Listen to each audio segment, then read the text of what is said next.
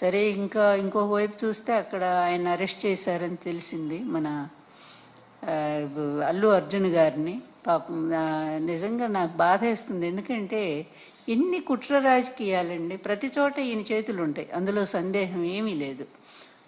ఇక్కడ 29 మంది మన గోదావరి పుష్కరాల్లో చనిపోతే మరి ఇతను ఎన్నిసార్లు అరెస్ట్ చేసి జైల్లో పెట్టాలండి? చంద్రబాబు గారిని ఎన్నిసార్లు చేయాలా? అదేవిధంగా కందుకూరులో దాదాపుగా 9 మందిని చంపేశాడు ఈయన. మీటింగ్ ఇరుకు సందులో మీటింగ్ పెట్టి, ఇరుకు సందు, అందులో పాపం తొక్కిసలాట జరిగినట్టు తన కోసం జనం విపరీతంగా వచ్చినట్టు చేయటం కోసం, మీడియా కోసం అక్కడ అట్లాగే చేసి 9 మందిని చంపాడు. చీరల పంపిణీలో 3 ఆడవాళ్ళు ప్రాణాలు కోల్పోయారే. ఈయన ఎన్నిసార్లు జైల్లో పెట్టాలో చెప్పండి?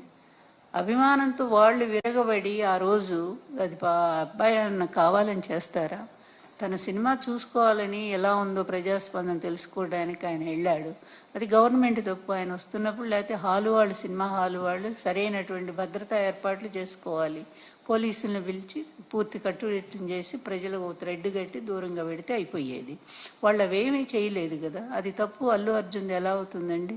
మరి ఇంతమందిని చంపినటువంటి చంద్రబాబు నాయుడు ఏమో శుభ్రంగా ఉన్నాడు. తెలియక జరిగిన దాని మీదేమో ఆ అబ్బాయిని అరెస్ట్ చేస్తారా?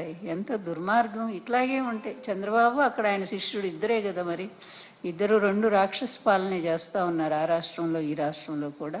అందువల్ల ఏదైనా దేనికైనా ఒక అంతిమం అనేది ఒకటి ఉంటుంది.